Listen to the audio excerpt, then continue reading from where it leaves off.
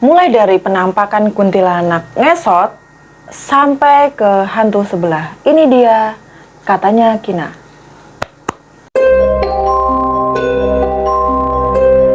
Assalamualaikum warahmatullahi wabarakatuh. Kembali lagi bersama Katanya Kina. Kali ini Katanya Kina akan membawakan cerita horor yang berdasarkan pengalaman pribadi. Seperti biasa, Kina nggak bosan-bosan untuk mengingatkan kalian semuanya. Apabila kalian mempunyai cerita-cerita horor, bisa langsung kirim cerita kalian di noradoroti@gmail.com. Nah, ini dia cerita yang pertama. Let's go! Sebelum aku membawakan cerita yang pertama, aku mau kasih tahu kalian bahwasanya dua kisah ini datang dari satu orang narasumber.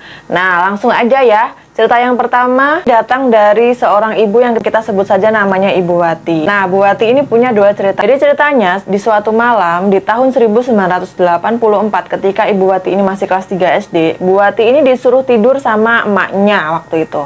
Karena di situ sudah menunjukkan pukul 8 atau pukul 9 ya waktu itu. Jadi Bu Wati ini disuruh tidur sama emaknya karena besoknya harus sekolah. Kita juga pasti tahu ya di zaman dulu di tahun 80-an itu jam 7, jam 8, jam 9 itu pasti udah sepi banget, udah gelap banget. Karena penerangan zaman segitu juga pasti nggak seterang hari ini kayak gitu ya. Sebelumnya aku mau informasiin. Jadi konsep denah rumahnya Ibu Wati ini seperti bagian depan itu ruang tamu. Di sebelahnya langsung ada dua kamar. Dan di perbatasan kamar nomor 1 dan kamar nomor 2 ini adalah pintu yang menuju ke dapur. Jadi pintu menuju ke dapur itu berbanding lurus dengan pintu utama. Ceritanya ketika Ibu Wati ini disuruh tidur sama emaknya pada saat itu, Bu Wati ini langsung mempersiapkan apa yang diperlukan ketika mau tidur seperti tikar, bantal, dan lain sebagainya untuk dibuat tidur sama Ibu Wati.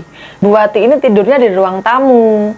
Nah, ketika Ibu Wati ini udah wayahnya mau tidur, Bu Wati ini ditemenin lah sama emaknya pada saat itu. Dan Bu Wati masih inget ya, ketika emaknya nyuruh Bu Wati buat tidur ini, emaknya juga langsung buru-buru meredupkan penerangan pada saat itu yang terbuat dari zaman dulu nyebutnya lampu petromak mungkin ya, yang dia bisa dikecilin itu cahayanya kayak gitu. Nah, ketika semuanya sudah selesai, pencahayaan sudah dikurangi, dan akhirnya Bu Wati ini benar-benar tidur.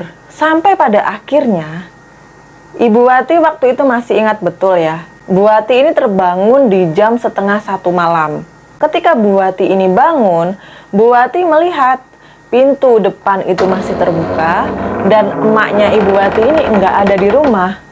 Pada saat itu Bu Wati ini mencari-cari emaknya. Bu Wati ini nggak berani keluar masuk ke ruangan-ruangan lain untuk mencari emaknya. Bu Wati ini nggak berani. Bu Wati hanya duduk sambil meneriaki nama emaknya pada saat itu, tapi nggak ada jawaban. Sampai pada akhirnya Bu Wati ini berdiri di depan pintu utama yang lurus langsung dengan pintu dapur. Dan kalian tahu nggak apa yang Bu Wati lihat di situ? Bu Wati melihat sesosok perempuan dengan rambut yang sangat tebal dan acak-acakan. Dan perempuan itu tuh posisinya duduk seperti suster ngesot. Kalian bisa bayangin nggak? Jadi posisinya tuh si perempuan itu pakai daster warna putih, duduk ngesot, terus rambutnya tuh bener-bener ngembang, gede banget. Dan Bu Wati tuh bisa melihat matanya itu bener-bener hitam semua. Tapi yang lebih ngerinya adalah Bu Wati di situ melihat bahwasanya bibir dari perempuan tersebut itu berwarna merah seperti orang tua zaman dulu kalau habis makan buah pinang. Kalian bisa tahu kan, jadi kayak giginya tuh kayak ada merah-merah campur hitamnya kayak gitu. Bu Wati pada saat itu langsung ketakutan, dia langsung teriak-teriak memanggil-manggil nama emaknya.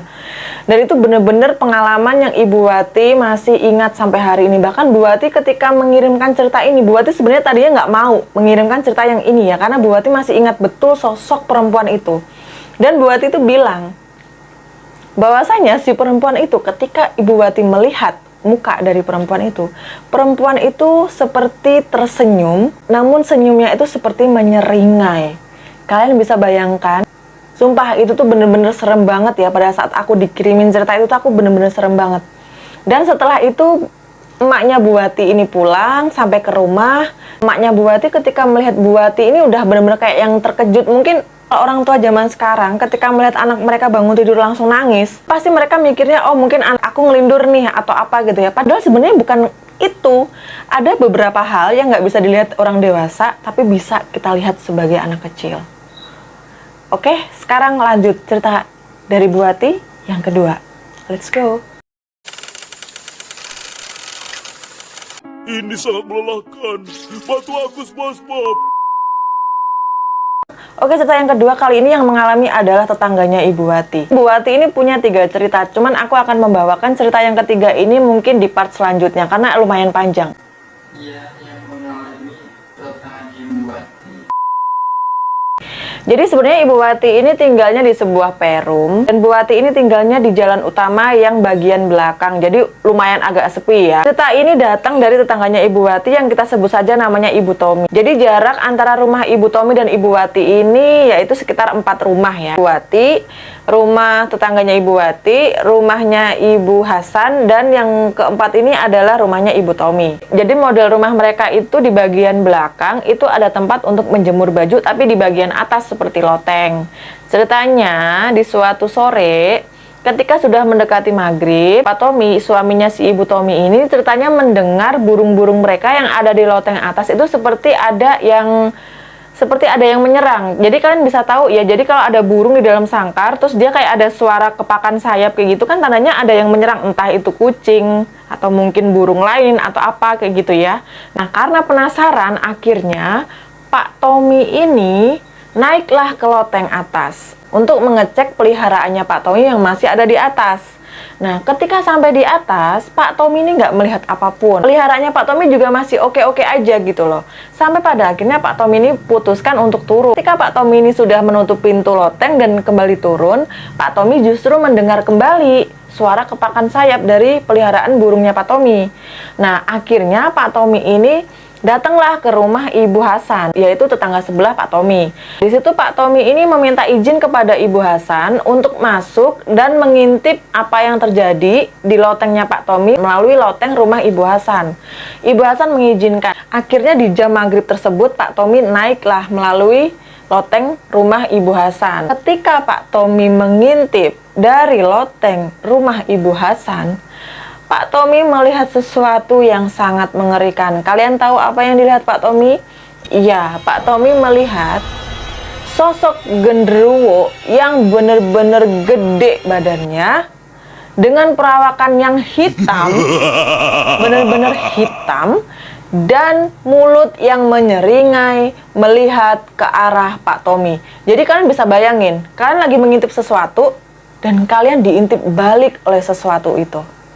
Kalian bisa bayangin? Nah, kejadian itu benar-benar gempar sampai pada akhirnya Ibu Hasan dan Ibu Tommy ini menceritakan hal tersebut kepada Ibu Wati, dan akhirnya Ibu Wati menceritakanlah kepada Kina hari ini, seperti itu. Nah, Bu Wati juga menambahkan bahwasannya dulunya sebelum jalanan perum yang ada di tempat Ibu Wati ini ramai, dulunya juga hanya sebuah pekarangan yang dipenuhi sama pohon-pohon bambu pada saat itu. Dan itu kejadian sudah lama, kurang lebih sekitar tahun 2018, tahun 2017 lah, seperti itu. Oke, buat kalian semuanya yang merasa terhibur dengan video ini, langsung aja klik like, subscribe, komen, dan juga share video ini sebanyak-banyaknya supaya katanya Kina semakin semangat membuat video ini. Dan buat kalian semuanya yang punya cerita horor, langsung aja kirim email ke Kina.